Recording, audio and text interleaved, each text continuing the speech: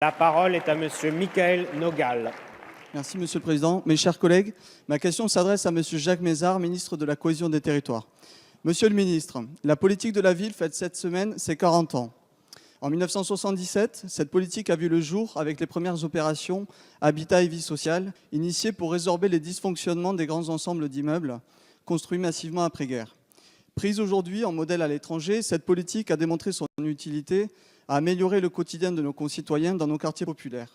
Et cela grâce à l'implication tant des services de l'État que des élus locaux, des militants associatifs, des entrepreneurs et évidemment des habitants.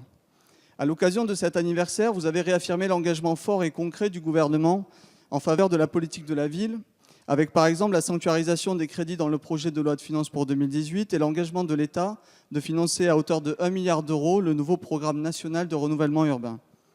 Je tiens par ailleurs à souligner les mesures déjà mises en œuvre dans les quartiers politiques de la ville, comme notamment le dédoublement des classes de CP dans les zones d'éducation prioritaire renforcées.